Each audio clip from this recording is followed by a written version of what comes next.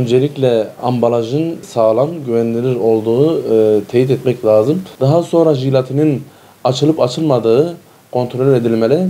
İçindeki yağın kokusuna bakılabilir.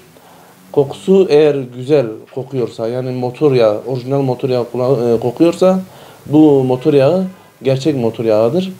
Tabii kullanıcılar güvendikleri yerlerden alışveriş yapmaları gerekir. Çünkü sahte motor yağları çok fazla piyasada geziyor. Yani orijinal gibi satılıyor. Boş olan ambalajları alıp yerine sahte yağı koyup öyle satışını yapıyorlar. Burada dikkat etmek gereken şey gerçek bayiden, yani asıl bayiden ya da güvendikleri kişilerden yağ almaları. İkincisi, sahte motor yağı motora ne gibi zararları olur? Sahte motor yağı motora konulduktan sonra birkaç gün içerisinde yağ eksiltme meydana gelir. Bu da motor aşımı, demir demire sürtmesiyle motor aşımı olur. Motor aşımında motor ısısı artar, hararete vesile olur, üst kapak yanmasına, daha sonra motorun inmesine vesile olur, motora zarar verir. Yağ eksiltir sahte motor yağı. Yani güvendiğimiz yerlerden yağ alırsak daha iyi olur. Esnaflarımız, kullanıcılar sırf maliyeti daha ucuz diye başka yerlerden aldıkları zaman ucuz maliyete almış oluyorlar. Evet, doğru. Ancak motora zarar verdiği zaman yaklaşık 20-30 bin lira motora zarar veriyor. Tabii bunu hesap etmiyorlar.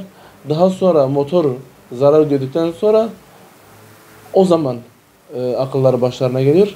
Onun için kullanıcılar her zaman sağlam, güvendiği kişilerden motor yağları almalı.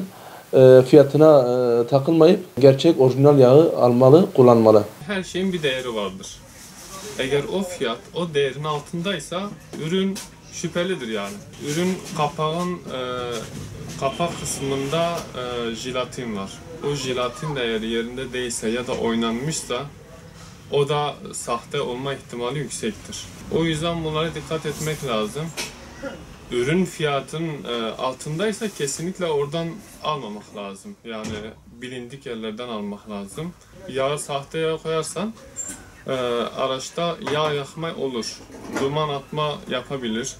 Aracın sesi kesinlikle değişir. Çünkü sahte yağ. Merdiven altı yağ.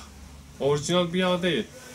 O yüzden tabii bu böyle devam ederse motor bile kilitleyebilir yani. Motor çünkü sürtünme çoğaldı mı çok zararı olabilir yani.